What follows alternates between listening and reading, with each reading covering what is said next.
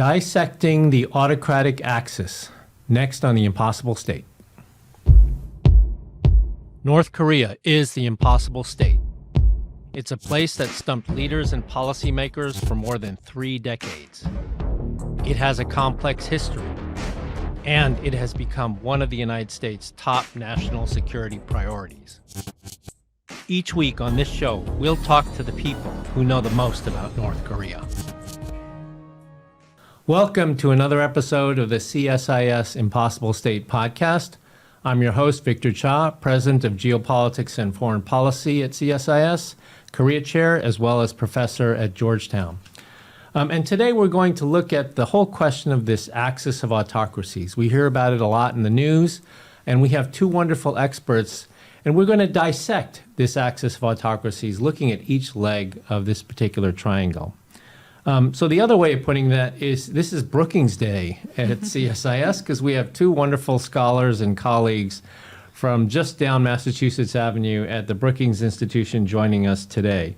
Patricia Kim is a fellow at Brookings with a joint appointment in the Thornton China Center and the Center for Asia Policy Studies. Previously, you were the senior China specialist at the U.S. Institute of Peace, and she holds her PhD from Princeton and a BA in Political Science and Asian Studies from UC Berkeley. Also joining us is Tom Wright. Tom Wright is Senior Fellow in the Talbot Center for Security Strategy and Technology at Brookings and former Special Assistant to the President and Senior Director for Strategic Planning in the National Security Council in the Biden administration. Author of 2 books, All Measures Short of War, and Aftershocks with Colin, another good friend, Colin Call. Most importantly, Tom did his PhD at Georgetown and his MPhil at Cambridge and bachelor's and master's degree at University College Dublin. And so the reason that we asked both of you to be on the program is you both wrote recently 2 very interesting articles in Foreign Affairs. Patty wrote in Foreign Affairs, and then Tom wrote in The Atlantic, both of which, in one way or another, look at this autocratic axis, really dissect elements of this autocratic axis. And we here at CSIS have a project on the autocratic axis, the China, Russia, Iran, North Korea link. And so we've been doing a lot of reading and research, collecting data in this area. And I thought these were 2 really excellent pieces. So I wanted to give you the opportunity for the benefit of our viewers and listeners to talk a little bit about these ideas, these arguments that you had. So let me first start with Patty. Patty's piece appeared in Foreign Affairs just last week. The title of it is Don't Overestimate the Autocratic Alliance. And maybe we could just start off, Patty, by you just giving us a short synopsis of what the basic argument in the piece was. Sure. Well, Victor, thank you so much for having me. It's great to be here with you and with my Brookings colleague, Tom. So let me start by noting that it was very clear what Xi Jinping, Vladimir Putin, and Kim Jong-un were trying to do earlier this month when they appeared together in Beijing, marching shoulder to shoulder. This was a very choreographed moment that was designed to project an image of unity and defiance against the United States.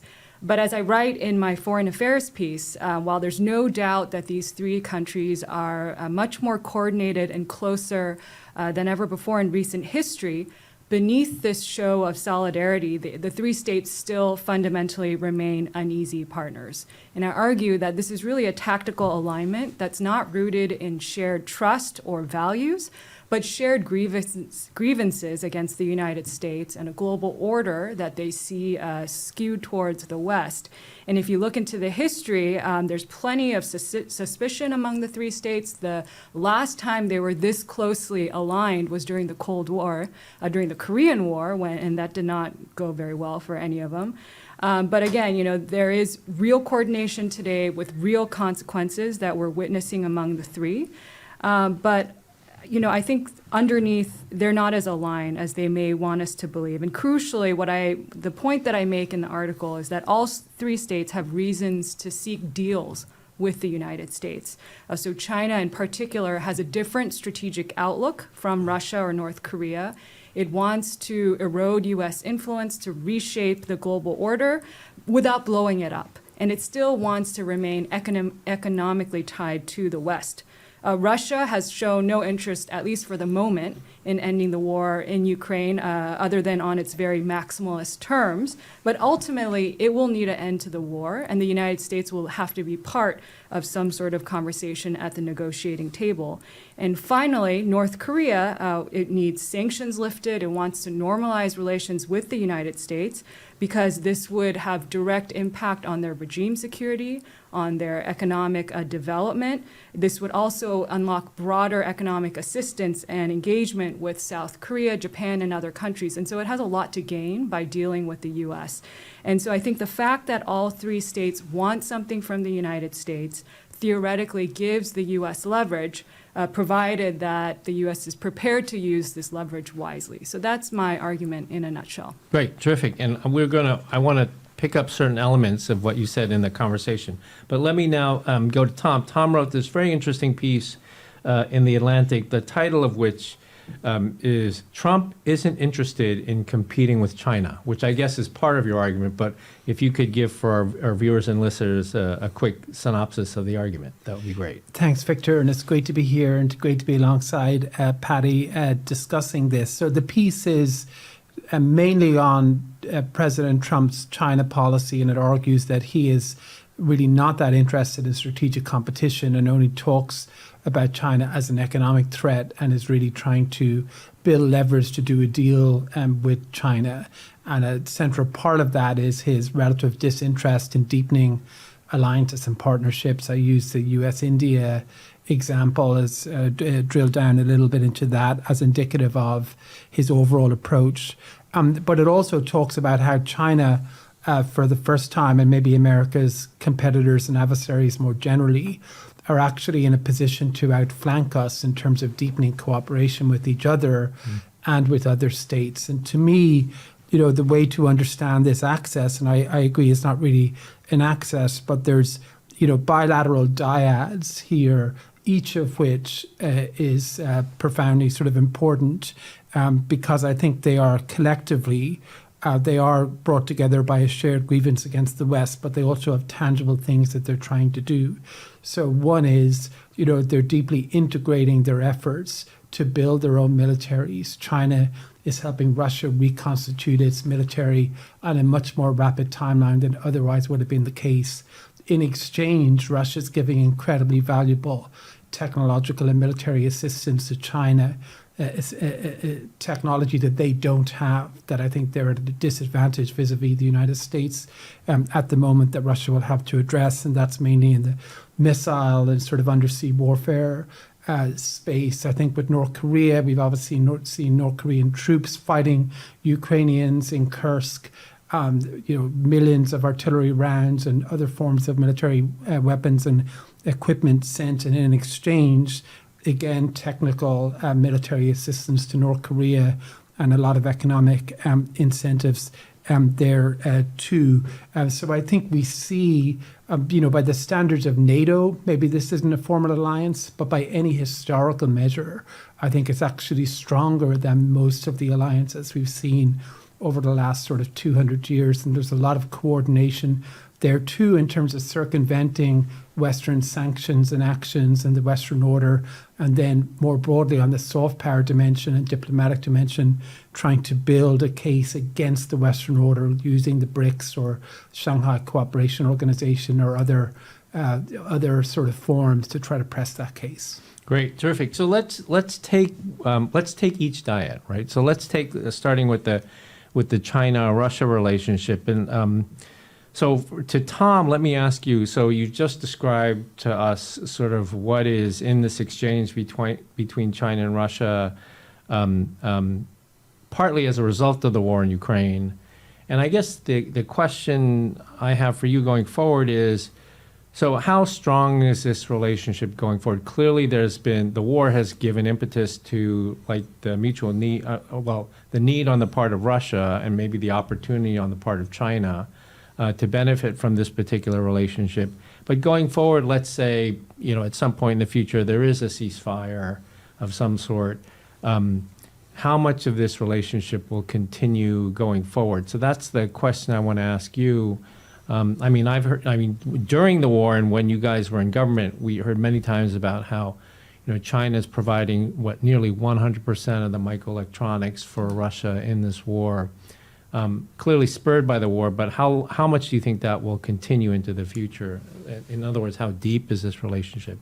And then for Patty, I wanted to ask you in particular about in terms of China-Russia, how much is China worried about the DPRK-Russia relationship? In your piece, you talk about how Chinese experts privately express concerns that Chinese have been using the same talking point for like the last 3 years, right? It's a bilateral issue, not our problem. So getting your sense of how much this DPRK-Russia piece affects the China-Russia relationship. So Tom, let's go with you first. Yeah. So I think just to start with, it's important to understand why China and Russia are both getting closer to each other. And I think a lot of it has to do with the leaders, right? There are states, obviously, but the leaders are critical. And for Xi, I think Xi Jinping believes that China needs Russia as a partner in its sort of struggle against sort of the Western order and to achieve its, ambitions and protect its interests. And only a Russia led by Putin guarantees that Russia will be a partner, that if Putin were to go or he were to lose in Ukraine, there was to be a change in regime, who knows what would happen. And for Putin, I think he believes, that in this, existential struggle from his perspective against the United States and the West, that he needs partners and that China is a core partner there. And he knows that many Russians have concerns about China, but he doesn't really care, I think, and he's willing to sort of lie in the bed that he's made, right? He's comfortable with sort of the Russia-China relationship. And those leaders have met over 45 times. I think they have a close relationship. I think after they meet, the relationship between the two countries tends to get deeper. The message has been sent from on high. Essentially, they do have differences over certain things. They generally try to deal with those in a fairly mature way and overcome them and minimize them, and to find sort of a pragmatic way forward. So my expectation is that as long as those two leaders are alive and in power in Moscow and Beijing, it's basically an unbreakable alliance. And in the peace, or an unbreakable partnership, we can argue about whether it should be called an alliance or not, but I think that partnership is basically immovable. And I think there's a case, given what President Trump is doing to other allies, you could make a credible argument that this is the world's strongest bilateral relationship at the moment. I think these are two countries that are very close, that are deeply integrated with each other, doing co-production, transfer of materials, of technology. And I think there is some strategic coordination there as well. Interesting. Okay. Over to Patty on this question of how much the DPRK-Russia link is affecting China-Russia relations. Sure. And Victor, if I could just weigh in a little bit on the please. question that you posed to Tom, and I completely agree with a lot of what Tom has laid out. I think there is certainly a special relationship between Xi and Putin, and as Tom mentioned, these two leaders have met more than 40 times, so it's striking, that relationship. But I would say that this deepening of ties across domains between Russia and China actually predates Xi. It goes back to the Hu era, where the Chinese realized they needed a partner to counter American containment, and that was Russia. And so I think that's why they're very reluctant to alienate Xi or to let go of that relationship. Now, having said that, it's also interesting, how much costs are China willing to pay to bolster this relationship? I think for now, the Chinese have stood by the Russians. They clearly don't want to see a strategic defeat of Russia in Ukraine. They've helped the Russian war economy stay afloat. but they haven't really paid costs for this. And if the costs were to strike Chinese security or economic interests directly, then would the Chinese hold out in the same way? I'm not really sure. And so that's an interesting angle that needs to be explored. And just one anecdote on that, if you remember the Wagner Rebellion, 2023, the other states, Russian partners, were coming out to sort of give expressions of support to Putin, and the Chinese stayed silent. And it was only after everything resolved that they had sort of a one-line statement that, this is all over. There wasn't sort of these expressions of support from Xi to Putin. So I thought that was striking. You just wonder, how deep is this relationship? Sure, there's a very strong personal relationship, but how far would Xi go to save Putin? That's another question. In terms of how concerned is China about the Russia-North Korea relationship, I think they are very uncomfortable with the military technology cooperation that's going on. As you mentioned, Chinese experts will always say, we have no idea what's being transferred. The Russians and the North Koreans didn't notify us before they signed their mutual defense pact last year, and they're very disturbed by that. They're not happy with the fact that North Korea is sending troops to Ukraine, because that goes against China's public position that it doesn't want to see expansion of the war in Ukraine, that it wants to see a ceasefire and a negotiated settlement. Now, having said that, you wonder, well, was China willing to do anything about it? And obviously the answer till now is no. But I think it is striking that the Chinese are worried about and unhappy with growing coordination between Russia and North Korea. Because if you imagine the opposite scenario, think about a U.S. ally like Australia and South Korea. If they were cooperating more, or if they were bolstering each other's security capabilities, I think the U.S. would be happy about that. In fact, that's what we ask from our allies and partners. And so I think this reveals that, they don't really see greater North Korean capability as in their collective interest, and that this is a destabilizing rather than a net positive for the military balance in the region from China's perspective. And so I think that's something we need to point out. I think the Chinese are also uncomfortable because they feel like they lack control in this situation. So there are plenty of hotspots in the Asian region. You could think about the Taiwan Strait or the South China Sea. But in those areas, China can control escalation dynamics, whereas on the Korean Peninsula, and they don't feel like they can control what North Korea does. And I think they're worried that a North Korea that is emboldened by a security guarantee from Russia, or that is emboldened because it has greater conventional or nuclear capabilities, thanks to Russia, that's not going to be good for China. Okay. So I want to talk to you more about this question of China and their influence over North Korea in the next segment. But I want to still go back to this question of, Russia, China, sort of this deep cooperation between the two sides. We clearly, both of you have made an argument for why China sees certain advantages to cooperating with Russia in Ukraine. What about sort of the other way, which is, to what extent, if we sort of think to the future and possible contingencies, to what extent is Russia willing to support China in contingencies in the Indo-Pacific, right? Because that would be the reciprocal element of this deep strategic relationship. So I'd love to get both of your thoughts on that. And then the second question, which just kind of I started thinking about listening to both of you, is 45 times they've met or something, you both said, so how, do you think illiberal leaders like this trust each other? Do you think, there's all this literature about illiberal versus liberal regimes and signaling. Do you think illiberal leaders are good at signaling to each other in credible ways, or is it different? Is it still a relationship that is deeply distrustful, that is just pulled together because of the compelling reasons at the present moment? So, Tom. Yeah. So in answer to the second question first, neither of these are particularly warm, individuals who would, bond and go sort of hunting together and, share a whiskey late at night, I don't think.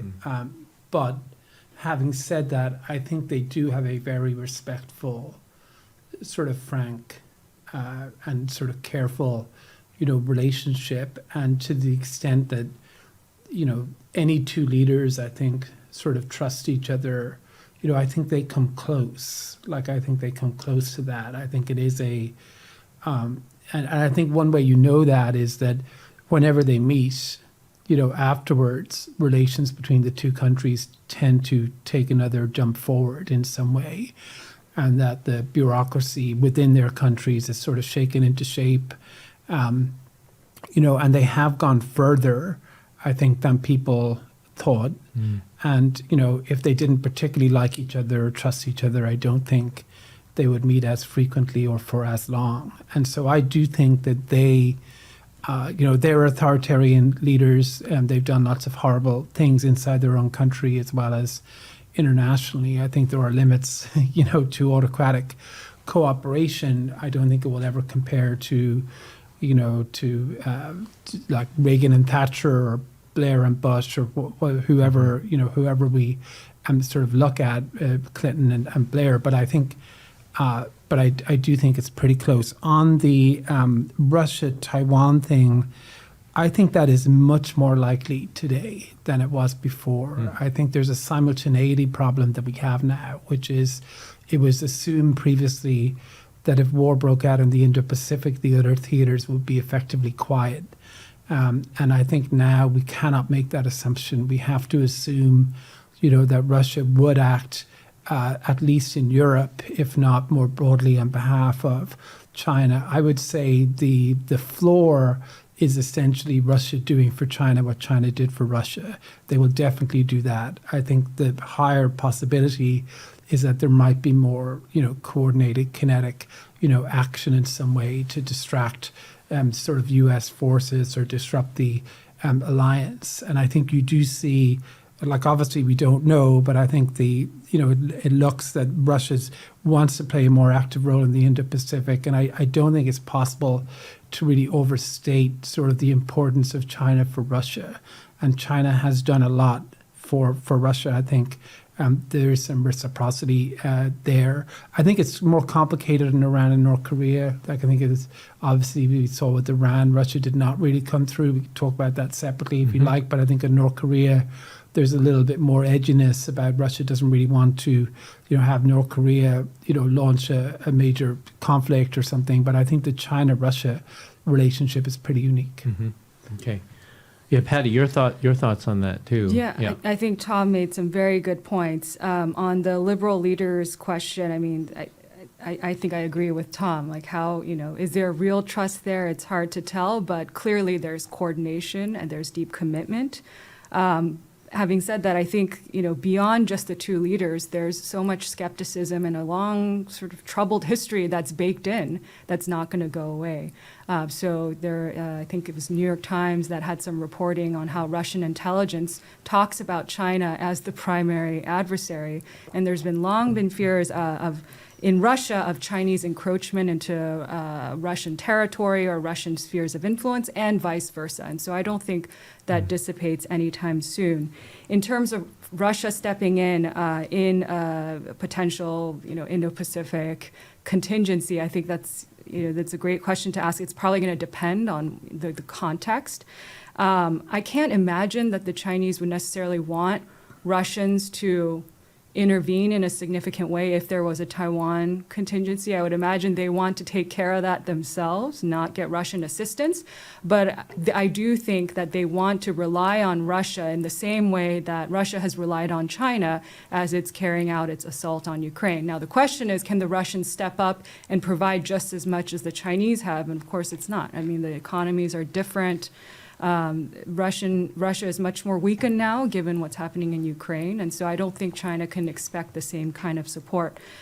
In terms of the Korean Peninsula, I mean, I think Russia, and just broadly, I think Russia's greatest preoccupation is with Europe, with Eastern Europe and its traditional sphere of influence out there.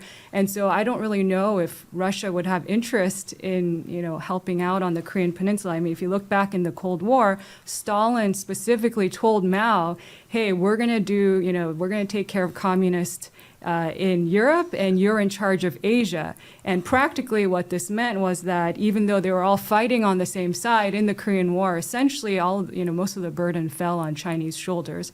And the Chinese don't like that. They don't look to that kindly. So I think there's a lot of dynamics here to look at. Great, thanks.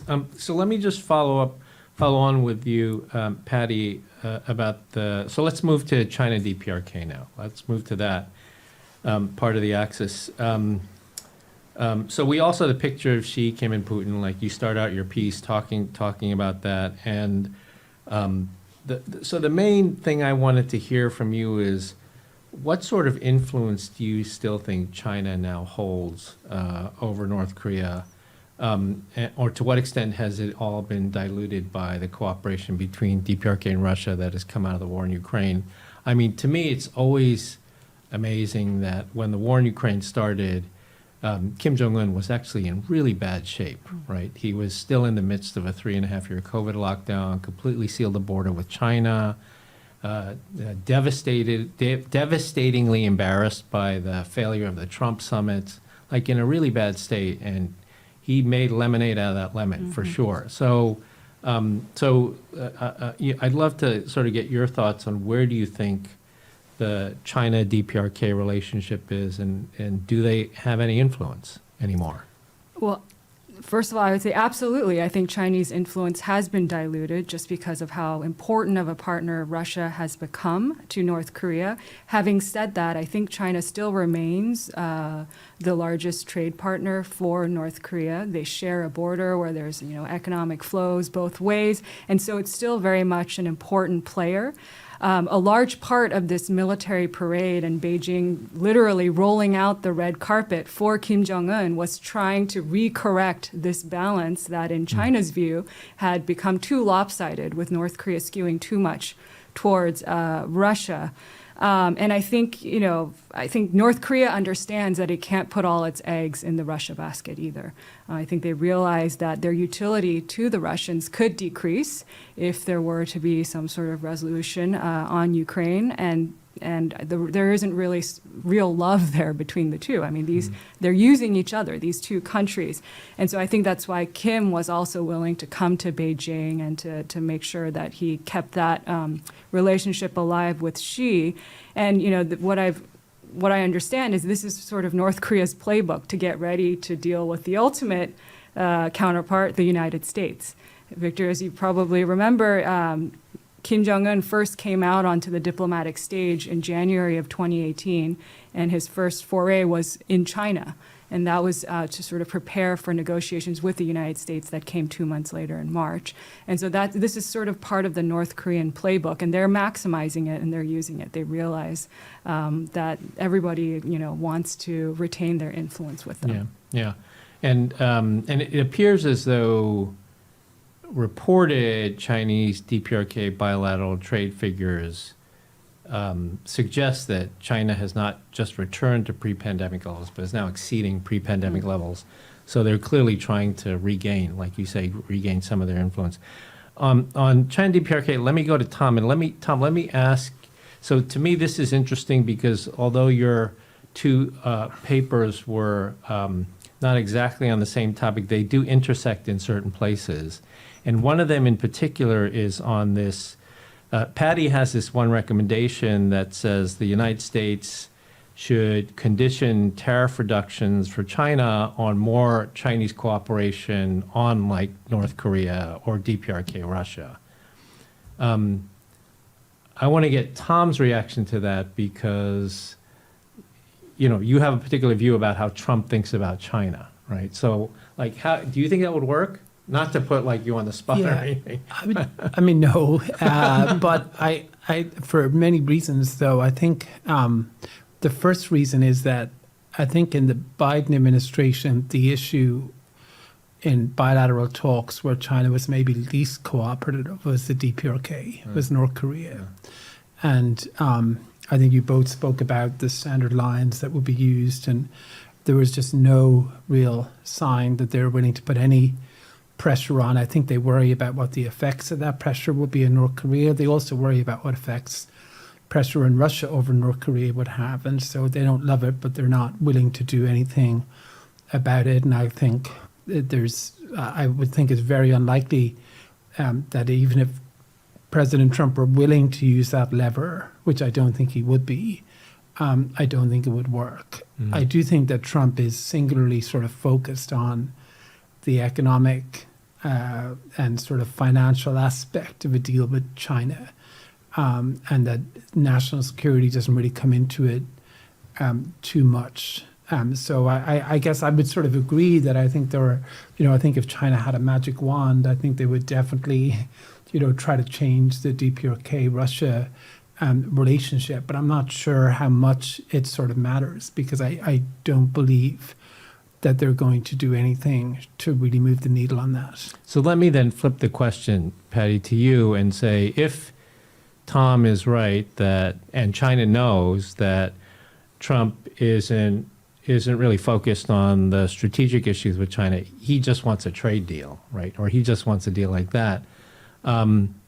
What are the Chinese then willing to ask of Trump in order to get the deal? Like, what are the sort of, if the Chinese feel that Trump does not value some of these strategic things, whether it's on Taiwan or North Korea, like, what do you think the Chinese would then ask of Trump in return for buying 500 Boeing airplanes or whatever it might be? Do you think they would push on some of the strategic issues because they know Trump doesn't value them, according to Tom? Well, absolutely. There's a long laundry list. Yeah. If you ask, what would the Chinese want from Yeah. Trump? I mean, certainly they would want some sort of concessions on Taiwan, maybe changing U.S. wording on Taiwan policy to say, for instance, that we oppose Taiwan independence rather than do not support, which is, that there's important distinctions there.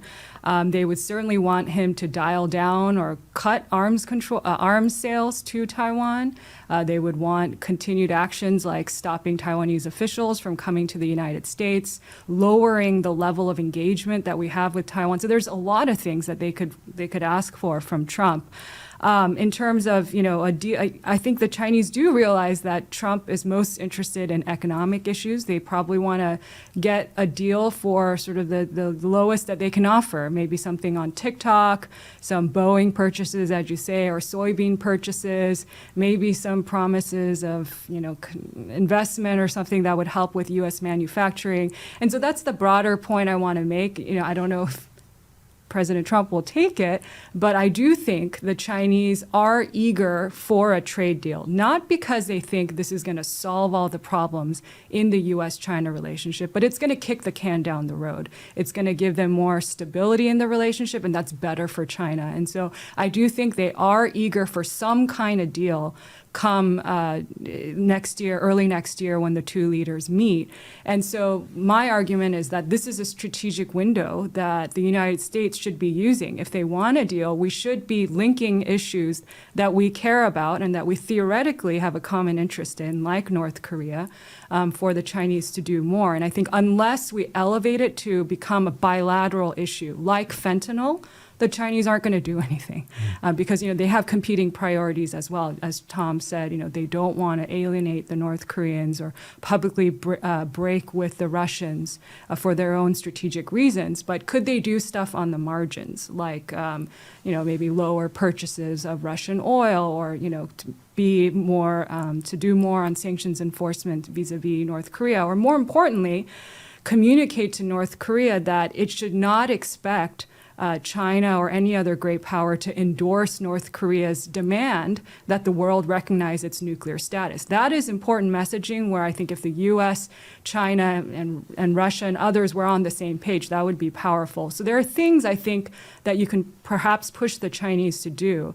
How it's done, it's going to take artful diplomacy, because I think once you elevate stuff like this to the bilateral level, then the Chinese become very sensitive because they don't want to be seen as capitulating publicly to American demands. But can we talk with them privately so that they can move on the margins? I think that's something that should be explored by this administration. Okay.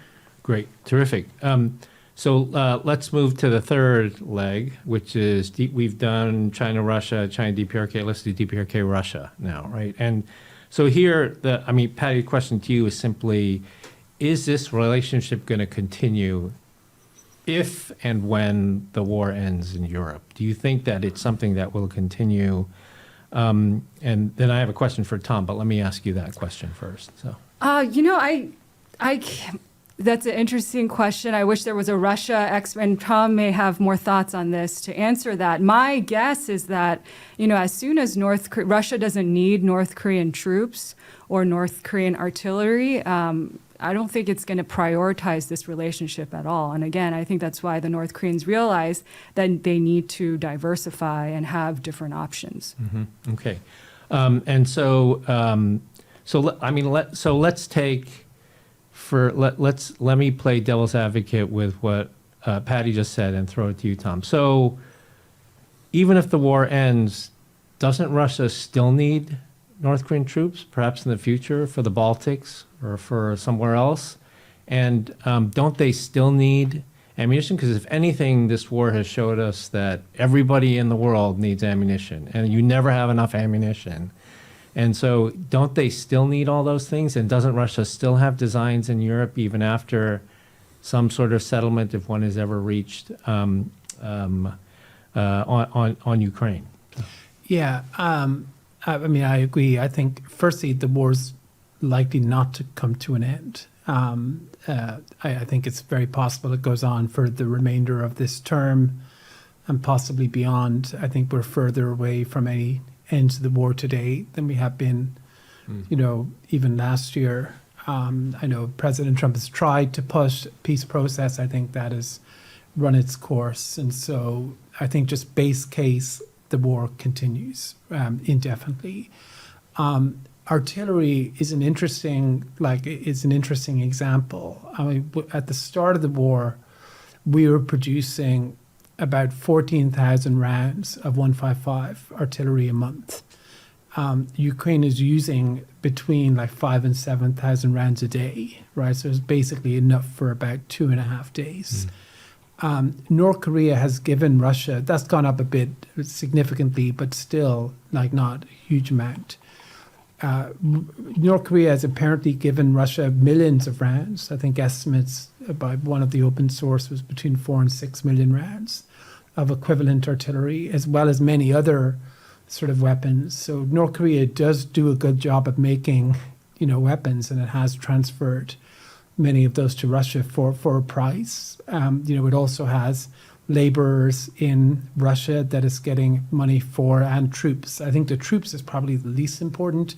It's very significant, but I think the artillery and the arms transfer is probably more significant.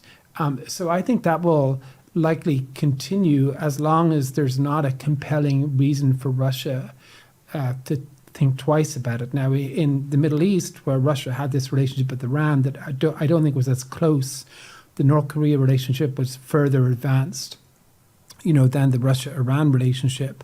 But obviously, Russia did not sort of go the full way in supporting Iran in its conflict with Israel. I think that's because Russia has always had a very complicated set of relationships in the region. It was close to Iran, but it was also close to the Saudis. It's had a long-standing relationship with the Israelis. It's always been trying to balance out things, and relations with Tehran weren't amazing. There was a transactionalism there, that was helpful. And so I don't see a similar break. So I think the Russians will, I think China-Russia is special and is deeper than all of the rest. But I think DPRK Russia, is likely to continue unless something, massive sort of happens that creates a real dilemma for Moscow. Maybe it's, Kim Jong-un, undertaking a unilateral act of aggression that creates a broader crisis or something else. Okay. Really excellent. So I want to round out the discussion by bringing in a country that is not part of the Axis, but it certainly comes up in Tom's article, and that's India and India-Russia. I mean, one of the main arguments you make, Tom, is that Trump's India policy, whether we're talking about sanctions and tariffs, partly have the effect of pushing Delhi even closer to Russia. So what is the possibility to both of you, what is the possibility of sort of China, India, and Russia becoming closer as a result as a result of U.S. policy, but also the events that we're seeing around the world. So, Tom, why don't you go first? Yeah. So I think the India-China relationship, it has a real limit on how far it can go. And I think the Indians, still see China as their primary sort of threat. They worry about it. I think a lot of what we saw at the Shanghai Cooperation Organization meeting was sort of showmanship to put pressure on the U.S. But I think there were two other things that we should be concerned about. One is the India-Russia relationship, as you mentioned, where I think we often had concerns about India's policy toward Russia, but we also, and we care deeply about the Russia-Ukraine war, obviously, but we also thought the relationship with India was much bigger than that, and we did not want to define it through that prism. I think there were still some limits to India-Russia, but I think once that pressure is put on India, Modi's going to want to show that he's independent, and I think he went out of his way to try to be closer to Putin over the last couple of months. The thing that worries me the most, though, is just the opportunity cost. We just had a lot going on with the Indians. We had a lot on tech, on defense cooperation, on implementing civil nuclear regulations. All of that was proceeding apace. I think it was probably more deep as a relationship than it's been at any time in recent memory. And that was on a trajectory. Trump initially was about to continue that. Vance went to India and talked about continuing that in 33 areas of cooperation. I think a lot of that will grind to a halt. Not all of it, but I think a lot of that will grind to a halt. And then there'll be other aspects that won't get started. And we'll see sort of a return to the more traditional non-alignment policy within India, or at least those supportive of that will have a greater sort of say over the direction of Indian foreign policy. So it's more of an opportunity cost to me than an alignment question as the primary risk here. And do you think that is primarily that dynamic is primarily a function of the way that Trump looks at alliances, or is that just driven by the need for energy and things of that nature? In terms of the deterioration of India-U.S. relations? Yeah. I mean, according to the New York Times and others, the primary problem here was actually the relationship was going reasonably well. They were reasonably close to a trade deal. A trade deal had been even negotiated by the negotiators. But then when Modi and Trump spoke on the phone, and Trump tried to take credit for the India-Pakistan ceasefire and basically implied that India should nominate him for a Nobel Peace Prize, Modi pushed back very hard, and from that point forward, the relationship began to deteriorate. So this is one of the very unusual cases where I think you can draw a distinction between the general mood amongst the America First foreign policy crowd and Trump personally, right? In that a lot of this seems to be to do with his own personality and desire for praise and plaudits, and less to do with sort of an ideological question within the America First movement about India, where they seem to be relatively comfortable with a closer partnership. But it does seem to be driven by personality. So for all of you students of IR theory out there, one of the things that becomes clear from our conversation is that leaders really do matter. So to wrap up, Patty, can I go back to you on DPRK Russia? Sure. And then ask, so we've talked about whether this relationship will continue if there ever is a ceasefire in Ukraine. What can the United States do to disrupt this relationship? Is there anything that the United States can do to disrupt this relationship? I'm sure when Tom was in government, he was trying to figure out ways to disrupt this relationship. So what do you think? Are there ways to disrupt this relationship? Yeah, that's a great question, Victor. I think, we talked about what would break this relationship. Would Russia continue to seek North Korean assistance? We could also frame that question the other way and ask what would make North Korea walk away from Russia, and it's if it has other options on the table. Right now, it doesn't. Russia is the only place that's giving it military technology, economic assistance, oil, food aid, and so it's turned to Russia. But if there are other opportunities on the table, maybe an opportunity with the United States or with South Korea that outweigh what Russia could provide to North Korea, perhaps we might see some change and some different dynamics. But Russia's providing a lot, right, Absolutely. to North Korea. It is. A It lot. is. So the United States would really have to put things on, would have to put things on the table that would really get the North Koreans' Right. attention. It's easier said than done. I agree. Yeah. Well, but if there's anybody who's willing to put things on the table that have never been on the table before, it's probably this president. So, well, thank you both for a wonderful discussion. Again, for readers and listeners, if you haven't read these pieces by Tom Wright in The Atlantic and by Patty in Foreign Affairs, please do. Thank you both for joining us. Like I said, it's Brookings Day at CSIS. We all work together. We're all one big happy think tank family. And thank you to all of our listeners, and we'll see you on the next episode of The Impossible State.